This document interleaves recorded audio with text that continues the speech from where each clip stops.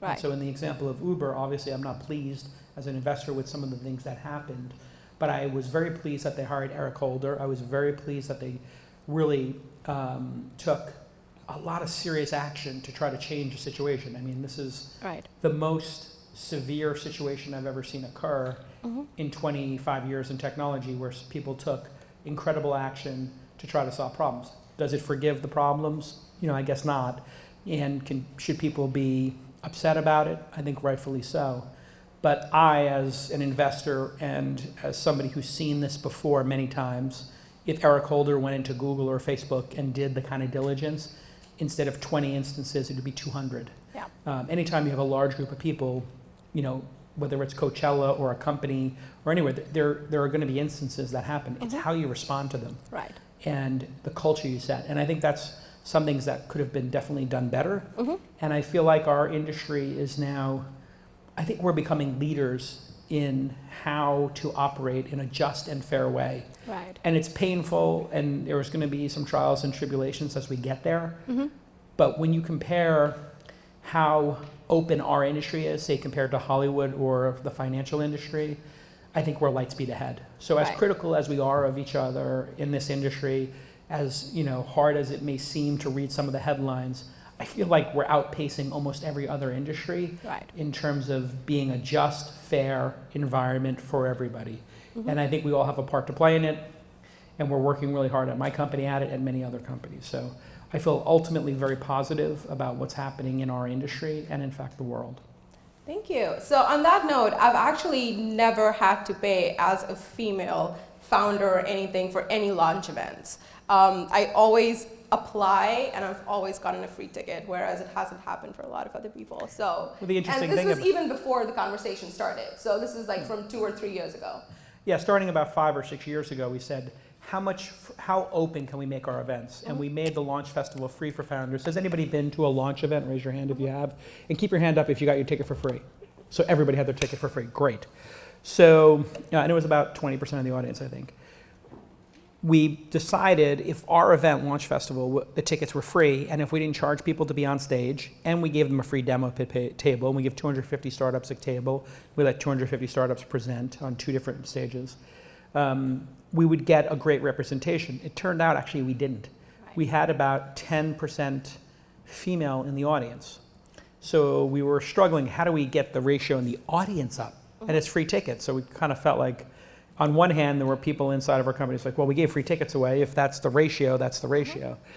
But we said, well, what can we do to change the ratio? And Jackie, who is the executive producer of This Week in Startups and has 4 Emmy Awards, Emmy Award-winning producer Jackie, she said, why don't we email the 10% who are female and ask them if they know any female founders who want to come? We went from 10% to 15 to 20 to 25 to 30.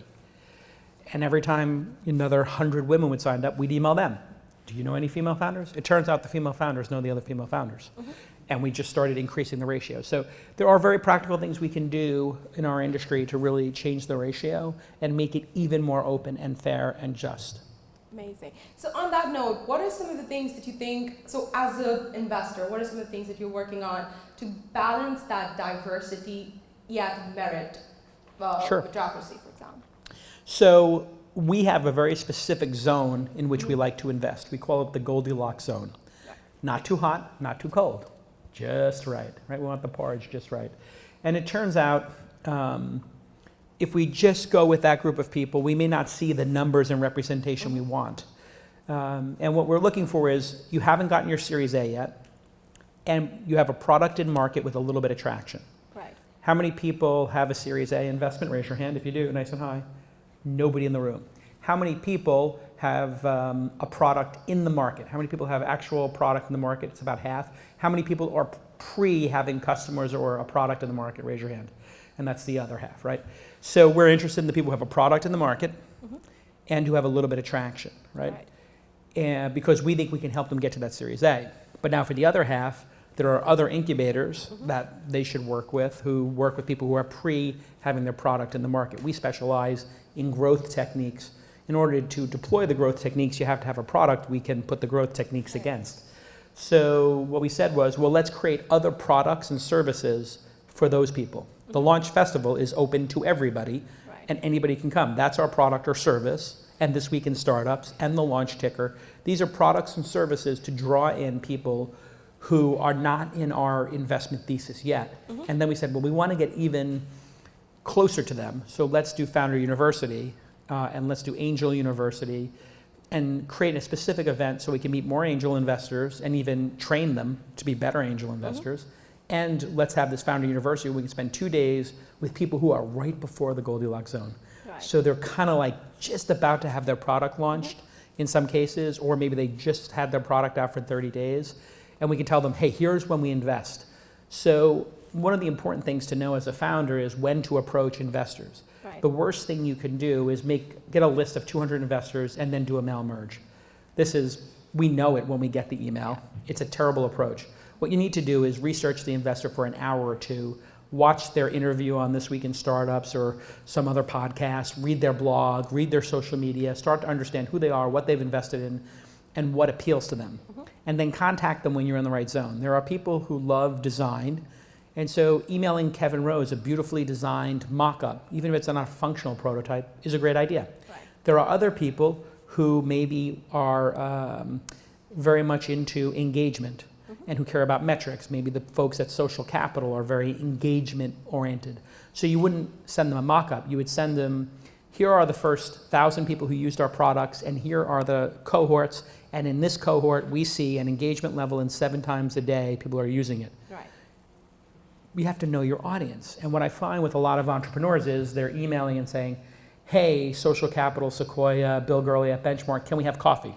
I want to talk to you about my idea. Hello. That's not what they do.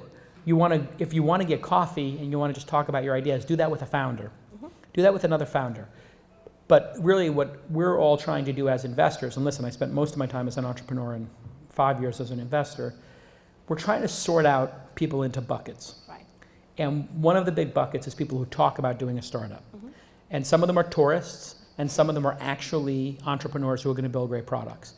But in my estimation, 90 to 95% of the people are talkers, and they'll never get their product to market. So then as investors, we just look for people who are part of that 10% group that actually can get a product to market. Right. Because now we've eliminated 9 out of 10 founders, or 9 out of 10 tourists, and we separated the one founder who can get a product to market and can build a prototype. And those are the folks that you really want to engage with. So as entrepreneurs, if you have ideas, if you have a business plan, unless it's explicitly a business plan competition, do not start contacting entrepreneurs. Find 2 or 3 people, one person who's a designer, one person who's a developer, one person who's got a really good business brain for business models or can build a deck or is a sales executive. And once you have that team of 3 or 4 Avengers, right, and you got your super team, the Defenders, the Avengers, the Justice League, pick your metaphor, pick your team. You want to then build something that when you show it to people, they go, this is a group who will build something. And they can make progress on their product without money.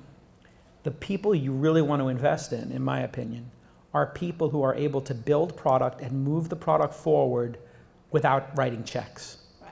Or who can take a nickel and turn it into a dollar, or a dime and turn it into a $5 bill. Right. People who are massively capital efficient.